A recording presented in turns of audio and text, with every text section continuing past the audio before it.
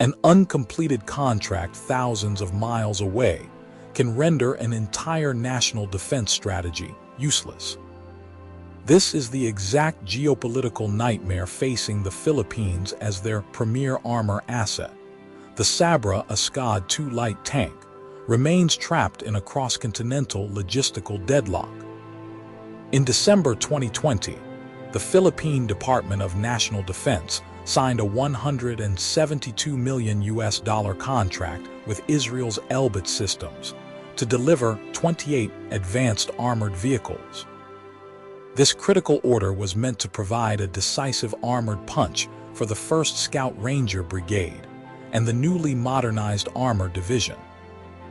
However, as of mid-2026, the Philippine Army has received only 9 operational units, leaving the country heavily exposed and vulnerable amidst rising maritime tensions in the South China Sea. The remaining 18 platforms remain completely unfulfilled, creating a severe operational gap. Without these armored assets, Manila's defense planners find their newly adopted comprehensive archipelagic defense concept dangerously compromised, leaving coastal defense zones defenseless against potential amphibious operations. Leading global defense analysts argue that the brutal reality of the ongoing war in the Middle East has forced Israel to freeze or heavily delay foreign military exports, prioritizing Elbit Systems production lines exclusively for the Israel Defense Forces. This massive disruption has severed the dual-nation supply chain, where the ASCOD two-track chassis built by GDELs in Spain cannot be integrated with the advanced 105mm turrets manufactured in Israel.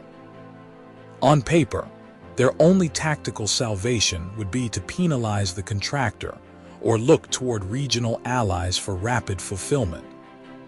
But can Manila afford to wait for Tel Aviv to deliver? Or is this the definitive end of the $172 million deal? Before we go on, if you want to stay updated on critical Indo-Pacific military developments, make sure to subscribe to the channel. And tell me where you are watching from. The unique design of the Sabrah ASCOD II explains exactly why the Philippine military is so desperate to salvage this specific platform. Philippine defense strategists deliberately rejected heavy 60-ton Western main battle tanks because the country's fragile infrastructure and archipelagic terrain cannot support them. Instead, the Sabrah light tank was meticulously selected for its optimal 30-ton combat weight. This precise engineering allows the vehicle to safely cross light provincial bridges, maneuver across soft coastal sands, and easily fit into the cargo bays of the Navy's strategic sealift vessels like the BRP Tarlac. On the battlefield, the Sabrah delivers a devastating punch through its 105mm 52 caliber low-pressure rifled gun, capable of firing 6 rounds per minute with an effective engagement range of 3,600 meters. This firepower is reinforced by an advanced day and night electro-optical panoramic sighting system and Israel's state-of-the-art Torchex battlefield management network, giving the Philippine Armor Division unprecedented situational awareness during joint combat exercises. However, this sophisticated design is also the precise reason for its current paralysis. The Sabrah is not a single-source machine, but an intricate hybrid vehicle. The rugged ASCOD two-track chassis is manufactured by General Dynamics European Land Systems in Spain, while the computerized turret, weapon systems, and critical electronics are designed entirely by Elbit Systems in Israel. The prolonged conflict in the Middle East throughout 2024, 2025, and into 2026 has forced the Israeli government to prioritize domestic security requirements.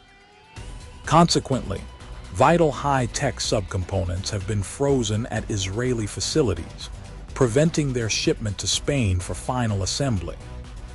This multi-nation supply chain breakdown means the 9 delivered tanks in the Philippines cannot be properly supported with standardized technical packages, leaving the incomplete fleet isolated and severely handicapping the Army's long-term mechanized training program. This logistical stagnation has triggered immense anxiety within the Philippine Department of National Defense, as the year 2026 demands rapid military readiness. The failure to secure the remaining 18 vehicles directly threatens the operational timeline of the comprehensive archipelagic defense concept, a strategy officially enacted to protect outlying coastal territories. In response to this vulnerability, alternative regional defense giants are moving swiftly to fill the vacuum left by Israel's defense sector. A massive shift occurred when Japan relaxed its post-war military export regulations, opening the door for direct defense assistance.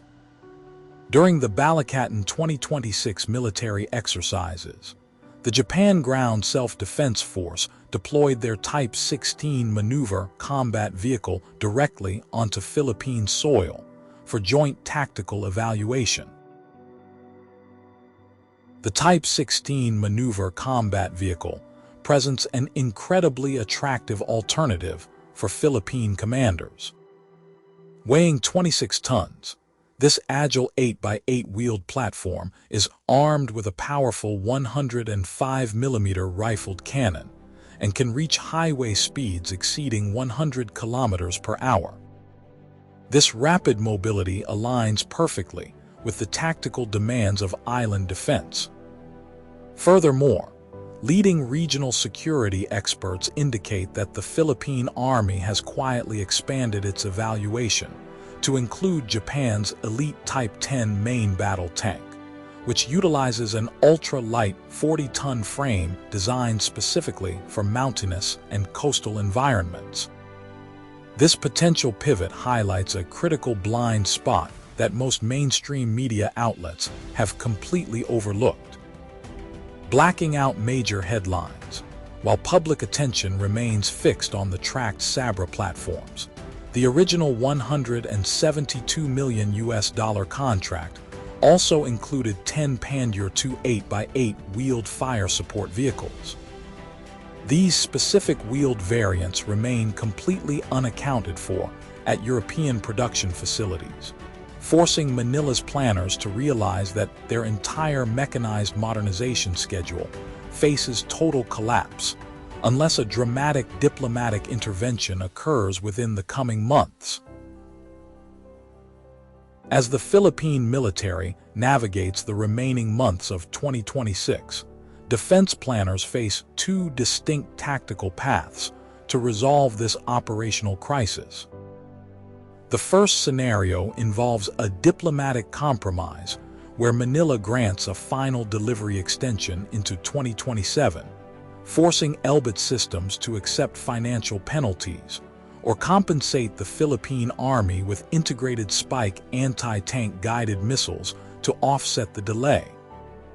The second, more radical scenario involves Manila officially freezing the contract at the 9 delivered units and reallocating the remaining capital from the $172 million budget to procure Japan's Type 16 maneuver combat vehicle.